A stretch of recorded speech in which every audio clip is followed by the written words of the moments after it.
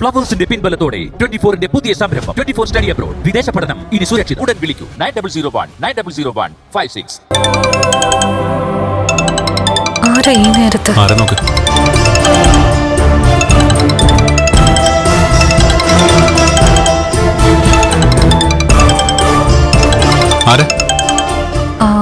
Unknown നമ്പറാ. എടുക്ക്. Hello, ആരാ? ഞാനാ അജ്ഞാതൻ. അജ്ഞാതനോ? നിങ്ങൾ എന്തിനാ എന്റെ നമ്പറിലേക്ക് വിളിച്ചത്? എന്റെ ഈ ശബ്ദം പിടികിട്ടിയോ? എടോ, ഇത് ഞാൻ തന്നെയാ.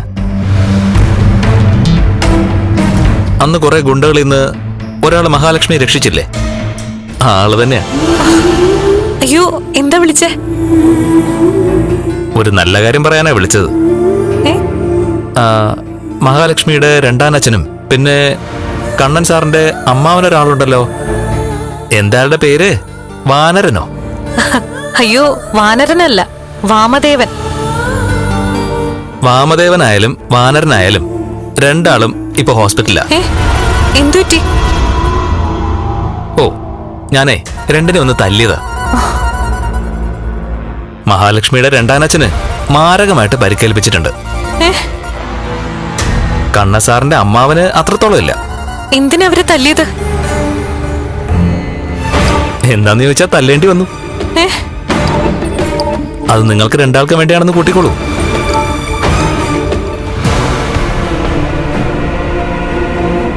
അതുകൊണ്ട് ഇത് കേസും വഴക്കൊന്നും ആകാതിരിക്കാൻ പരമാവധി നോക്കണം. ഇനി അങ്ങനെ ആയാൽ തന്നെ എന്നെ ഇറക്കാൻ മഹാലക്ഷ്മിയുടെ കണ്ണേട്ടനോട് ഒന്ന് പറയണം. കണ്ണസാർ ഒരു വക്കീലാണെന്നൊക്കെ എനിക്കറിയാം. ഇതിപ്പോ എവിടുന്നാ വിളിക്കുന്നേ? എന്താ പേര്?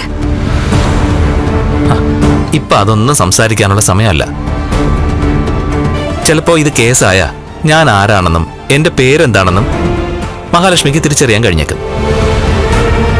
അല്ല, കണ്ണസാർ അടുത്തുണ്ടാവുമല്ലോ, അദ്ദേഹത്തോട് കാര്യങ്ങളൊന്ന് പറഞ്ഞേക്കണേ. ഓക്കെ?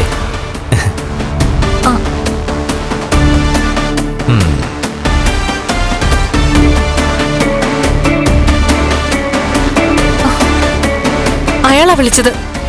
അന്നെന്നെ ഗുണ്ടകളിന്ന് രക്ഷിച്ചില്ലേ? തന്റെ രണ്ടാനച്ഛനെയും എന്റെ അമ്മാവനെ അയാൾ തല്ലിയോ? തല്ലിയെന്നാ പറഞ്ഞ്. നമുക്ക് വേണ്ടിയാ തല്ലിയെന്നും പറഞ്ഞു. ഇനി അത് കേസോ വഴക്കോ ആയാ രക്ഷിക്കണമെന്നും പറഞ്ഞു. എന്നിട്ടിപ്പോ അവർക്ക് എങ്ങനെയുണ്ട്? അച്ഛനെ നന്നായി തല്ലിയെന്നും പറഞ്ഞു, അമ്മാവനും ഇതായിട്ടും. അവനെ പോലെ ഒരാൾ അങ്ങനെ തല്ലിയെങ്കിൽ അതിന് വ്യക്തമായുള്ള കാരണം കാണും. അത് ശരിയാ. എന്നെ അന്ന് ഗുണ്ടകള് തട്ടിക്കൊണ്ടു പോകാൻ കാരണം രണ്ടാനച്ഛനാ. അതൊക്കെ അയാൾക്കറിയാം. ആ നമ്പറിലേക്കൊന്ന് തിരിച്ചു വിളിച്ചേ.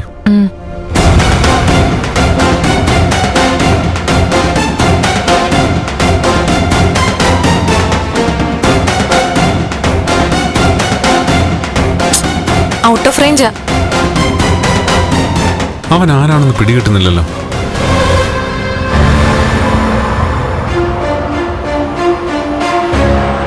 അതെ, അന്ന് കണ്ണേട്ടനെ രക്ഷിച്ചതും അയാളാണോന്ന് എന്റെ സംശയം. നമ്മളെ പറ്റിയൊക്കെ അയാൾക്ക് നന്നായിട്ടറിയാം. ഞാൻ വീൽ ചെയറിലായതുകൊണ്ട് ഒരാൾ ബലപരീക്ഷണത്തിന് വന്നാൽ എനിക്കൊന്നും ചെയ്യാൻ പറ്റില്ലെന്ന് ദൈവത്തിനറിയാം. അതുകൊണ്ട് നമ്മളെ രക്ഷിക്കാനായിട്ട് ദൈവം അയച്ചതായിരിക്കും അയാളെ. അങ്ങനെ തന്നെ എന്റെയും വിശ്വാസം.